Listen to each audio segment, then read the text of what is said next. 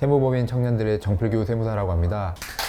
2024년 6월 6일에 세무조사 관련된 국세청 보도자료가 발표되었어요. 앞으로 어떻게 세무조사를 할 것인지에 대한 내용을 담았는데요. 그 중에서 우리가 유심히 지켜봐야 할 것은 국세청이 과연 어떻게 알았을까, 이에 대해서 한번 알아보겠습니다.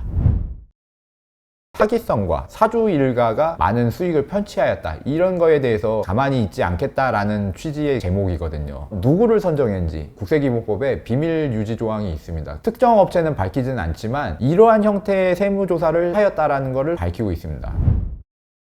불법 리딩방을 중심으로 특수관계법인, 사주, 개미투자자, 카드깡 업체가 이렇게 연결되어 있음을 알 수 있습니다. 국세청은 여러 가지 자료를 취합하여 분석하기도 하지만 납세자들이 업체의 현황에 대해서 얘기한 것도 다 수집해서 별도로 보관하고 있습니다. 카드깡 업체를 결제하고 현금 결제를 유도한다라는 정보는 그렇게 생성된 자료를 통해서 알게 되는 거고요. 주요 탈루 혐의, 상표권을 사주 개인 명의로 출원 등록한 후 법인에게 약 10억 원에 양도하는 것처럼 가장하여 법인 자금을 부당 유출하고, 상표권과 특고권을 법인에게 양도하는 것은 정상적인 행위입니다. 그럼에도 불구하고 이렇게 판단하는 이유 중에 하나는 일반적으로 거래되는 그 가치에 비해서 너무 과다하다고 판단하였다는 것이거든요. 사업체를 변경하는 모자 바꾸기, 여기서 모자 바꾸기라는 거는 폐업과 개업을 반복하면서 대표자만 변경하는 경우, 이 경우에 이제 모자 바꾸기라는 표현을 하는데요. 사업자 등록에 대해서는 국세청에서도 자료가 당연히 있지 않겠습니까? 그리고 사업용 카드를 등록하게 되면 카드 사용 내역은 국세청이 모두 알 수 있습니다. 고가의 수입차 여러 대가 법인 차량으로 쓰이는 경우는 흔치 않습니다. 올바르게 사업을 운영하는 업체가 아니라고 볼 확률이 높고요. 조사 방향에 대해서 언급을 합니다. 수익금액 누락과 거짓 세금 계산 수치, 이 부분에 대해서는 엄정하게 조사하겠다는 겁니다. 그래서 수익금액 은닉 혐의가 있다고 판단이 되면 세무조사를 받을 수가 있는 거예요.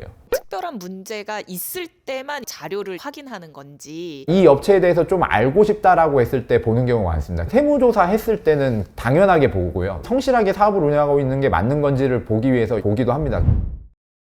투자자 돈을 본인과 본인 친인척들에게 배분한 것으로 분석되어 세무조사에 착수하였다는 내용입니다. 어떻게 하였는지는 아래에서 자세하게 나오는데요. 사람에게 법인 자금을 지급할 때는 지급명세서를 제출합니다. 지급받은 자, 지급받은 금액, 기간이 명시되어야 하는데요. 지급받는 자와 어떤 관계가 있는지 국세청은 바로 분석하게 되어 있습니다. 친인척과 거래한 사실이 있고 그 금액이나 대가가 일반적인 인건비보다 굉장히 높았을 것으로 보입니다. 고가의 부동산 매매 자금을 법인이 지급하였다는 건 어떻게 간접적으로 알 수 있는가? 취득한 사실은 부동산 등기부 등을 통해서 알 수가 있게 되고요. 사주 가족의 소득도 국세청은 당연히 알 수 있습니다. 예를 든다면 20억의 부동산을 구매하였는데 아무런 소득이 없는 사주의 가족이라면 이 취득 자금은 어디서 나왔을까라는 것입니다. 따라서 특수관계인들이 얽힌 거래가 많은 업체는 세무조사에 선정될 수 있다.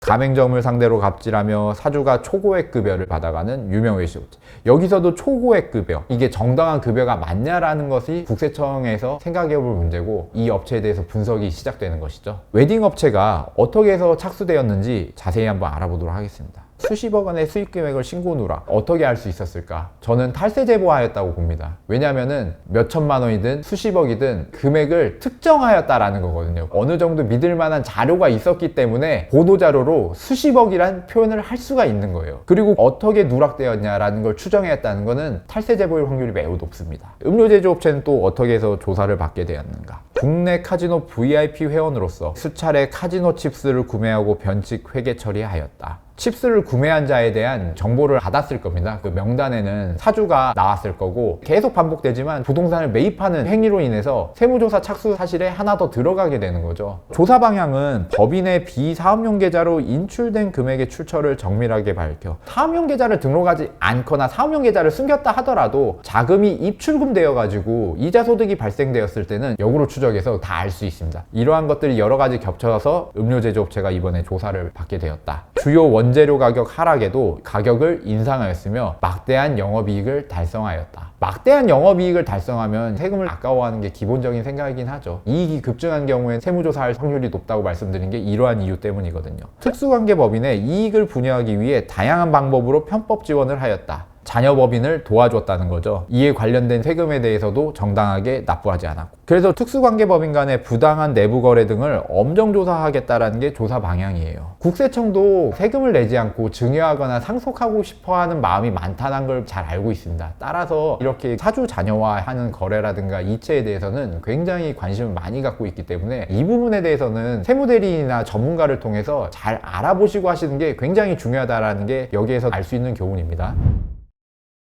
저번에는 유튜버나 프리랜서들 유심히 보고 있다 이런 얘기를 하셨잖아요.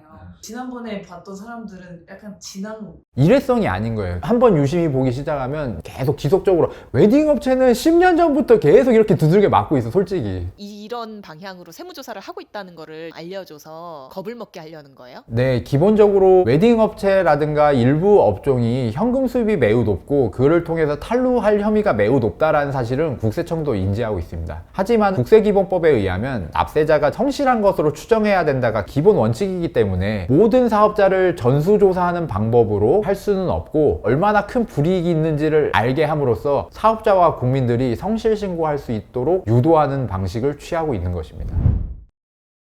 많은 사람들이 세무조사에 대한 막연한 두려움을 갖고 있는데요. 보도자료를 통해서 어떠한 업체가 세무조사 선정되는지를 알 수 있게 되었으니까 너무 막연하게 걱정하지 마시고 이러한 거래를 했을 때 염려된다면 전문가나 세무대리인을 통해서 한번 알아보시고서 하시는 게 중요하다는 걸 알려드리고 싶습니다.